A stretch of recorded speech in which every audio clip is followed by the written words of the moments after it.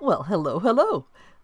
This video is designed to help members of CRTO's Council better understand their role in financial oversight. You know, there's a tendency to think of accounting as simply record keeping, a necessary evil somehow apart from the real work. But in truth, it's the lens through which almost all of the organization's activities are viewed. It starts with planning. That involves determining what the organization needs and wants to do in the upcoming fiscal period. And that includes thinking about what resources are needed to accomplish those goals. The budget is the numeric representation of those plans. And then at every meeting, Council monitors progress to ensure CRTO is meeting both regulatory and strategic objectives. The annual financial statements are audited and made available to members and any other interested parties. The audited financial statements are primarily a reporting tool.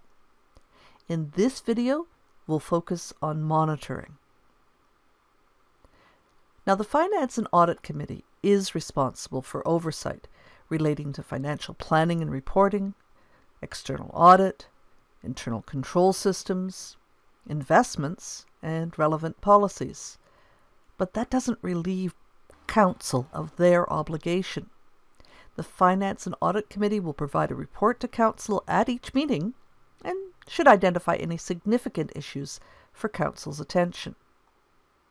So before each meeting, look at the report from the Finance Committee and the interim financial statements and jot down any questions you may have. And then ask yourself these 5 questions. You should be familiar with the Regulated Health Professions Act, the Respiratory Therapists Act, and CRTO's policies. These are the constraints within which CRTO operates. CRTO must comply with other acts as well, such as the Employment Standards Act, the Freedom of Information and Protection of Privacy Act, the Ontario Human Rights Act, just to name a few. Now, you're not expected to be an expert in any of these, but you should be mindful of them. Of course, the big question is always, how are we doing compared to budget? But remember, it's not about penny pinching. It's about prudent spending to meet obligations and further initiatives. So you want to consider the progress on initiatives. Are there sufficient resources? Now, this goes beyond finances. Other resources might be limited, human resources, or technology, for instance. And of course, a prudent council member pays attention to the external environment and considers emerging issues that may impact CRTO or its members.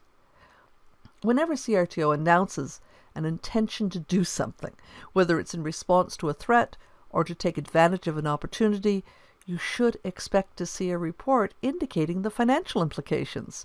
If it wasn't previously anticipated in the budget, how will it be funded? Ontario's Ministry of Health is responsible for ensuring Ontario's regulatory health colleges protect the public interest. And to that end, they develop the College Performance Measurement Framework, and it probes a wide variety of topics. From this process, CRTO develops specific initiatives designed to help the college do an even better job. The CPMF is updated each year, initiatives are reviewed, changed, and revised. You want to keep CRTO's strategic direction and specific initiatives in mind when reviewing financial information. You want to start by examining the Statement of Operations. Here, let's look at a fictional not-for-profit entity, the Members' Professional Organization, MPO for short. The Statement of Operations shows the actual spending to date, the budget for the full year. There is a column showing over and under budget, and a column showing that same number as a percentage, and as well as a column showing the same period of the previous year. This is very similar to how CRTO provides interim financial information. And as a council member, if you're not getting the information you need, you can ask for it. Since the actual expenditures are for 6 months, we would expect the variance to be approximately 50% under budget, since only half of the expenses have been incurred. If you look at the total expenses, MPO is under budget by 56.3%. The credit card and PayPal fees are significantly under budget, but the Finance Committee explained that most of those costs are incurred in January and February. And actual is similar to the prior period, so that looks reasonable. Well, you want to note that the investigations and hearing expenses are quite a bit higher than last year, and more than one half of the budget has been spent. That might be worth discussing. While the spending for technology is in line with the prior year, it's less than half of the budget. Is MPO spending enough in this area? And another area for discussion is the quality assurance expense. When asked, management said they actually expect to be over budget by the end of the year, as there are some ongoing projects. You have to be careful when comparing the actual results to the budget. Remember, the budget is not a forecast or a wish list, and it certainly isn't a prediction. The budget is a plan. It provides a way to measure progress to ensure you're staying on track, and changing circumstances require flexibility. Now, staffing costs are often the largest single item in any organization. Here we see that wages and benefits are slightly less than last year and less than half of the budget. As a result, Council felt that management had done a good job in holding expenses. But then a Council member said that they remembered that the budget planned for the hiring of an additional employee. That encouraged someone else to say, I thought the budget included a 5% pay increase. Shouldn't this year be higher than last year? Management responded to these comments by saying that they did plan to hire, but hadn't had time to do a proper recruitment, and they wanted to do a full comprehensive review of competitive salaries and create clear job descriptions before considering the pay increase. And management went on to say that things had been a little bit hectic since Betty Sue left. Oh, that surprised Council.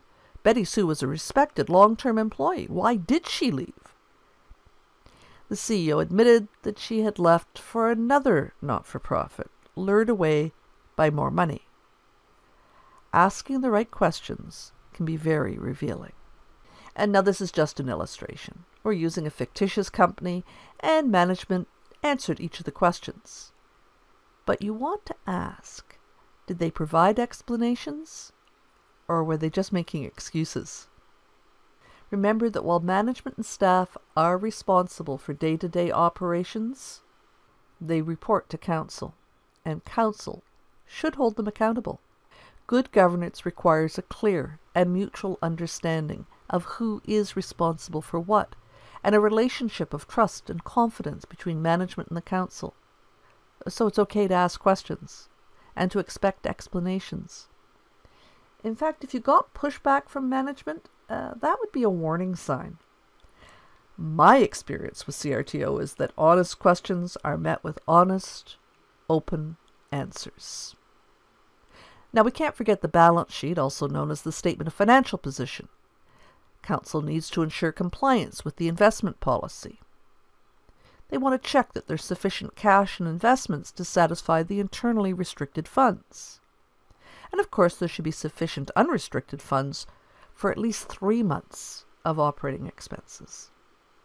And while this won't jump out, Council should watch that CRTO is in compliance with all other legislation. Looking at MPO's balance sheet, Council noted that they were in a strong financial position. But if they wanted to, they could ask what's included in accrued liabilities, or really anything else that they were curious about. Council is the eyes and ears of the public. When Council meets their obligations, they help ensure public trust is maintained. It's a very important role, and I hope this video helps you better understand how to review financial information. And you don't have to be an accountant to fulfill this duty. Thanks for watching, and remember, stay curious Be brave and speak up.